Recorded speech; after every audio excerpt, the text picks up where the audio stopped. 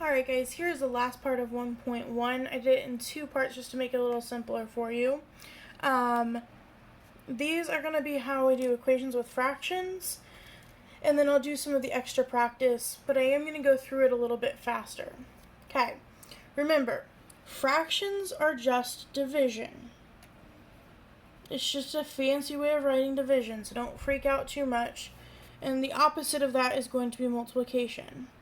Remembering this is key to solving any equation with division because that's how you undo it. That's the opposite operation.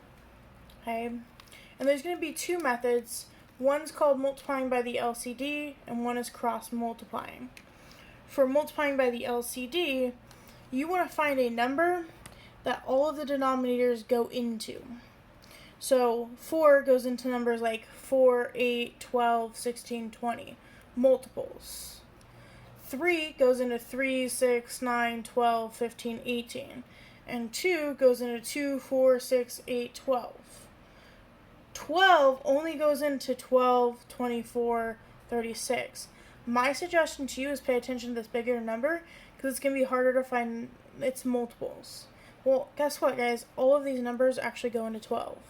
So what we're going to do is multiply the entire thing times 12. So I'm going to do 12 times 3 divided by 4, or 12 times 3/4. That's how you would do that in a calculator. 12 times 3 is 36, divided by 4 is 9. X, we'll let that refocus, there we go, minus 12 times 2 is 24, divided by 3 is 8.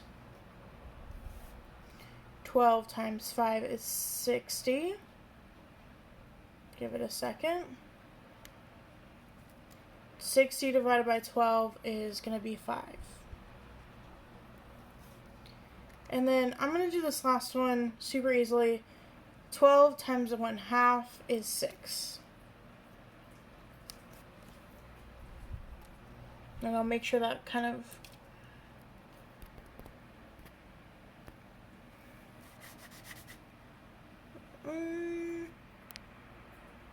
there we go, it's a little better. Okay, so now this is a regular equation. It has no fractions left. I'm going to add the 8 to both sides because it's being subtracted. Doing the opposite. 8's cancel. 6 plus 8 is 14. My 9x stays where it's at. My 5x stays where it's at. There we go. Sorry about that. I know it got super blurry there for a minute. And then I'm subtracting the 5x to the other side, again, because it is positive 5x right there. 9x minus 5x is 4x equals 14. Hopefully you know by now we're just dividing at the very end by the number in front of x, which is 4. And 14 divided by 4 is not a nice number. It's 3.5 or 3.5. And I would prefer you guys write it like this, 3.5. I want to know that you guys know that 0.5 is a half. Don't want to forget about that. Alright, and then the second one over here only works if you have a fraction equal to a fraction. So notice how many fractions there were over here, multiple ones going on. That's when you have to do this method. Over here you have fraction, fraction. And that means that you get to do something called cross multiplying. It's super easy, but you can only do it if it's one fraction, one fraction. And basically what you're going to do is take this 4 and multiply it by both of these. So we're going across. So 4 times 4x is 16x. 4 times negative 11 is negative 44. Then I do the same thing with the 2 across, that's why it's called cross multiplication, to both of the things up here. 2 times 7x is 14x, and 2 times 3 is 6. Okay?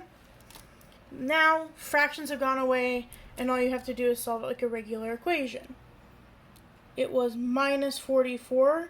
So I'm going to add that 44 to both sides. And the 16x is the only thing left on the left side. On the right side, it's going to be the 14x because we didn't change it. And 44 plus 6 is 50. Now I need to get my x's on the same side. I'm going to subtract the 14x to the left side because I want my variables on the left, constants on the right, which are numbers without an x. And the very last thing that you should be getting very used to is divide by the number in front of x, which is 2. 50 divided by 2 is 25. All right.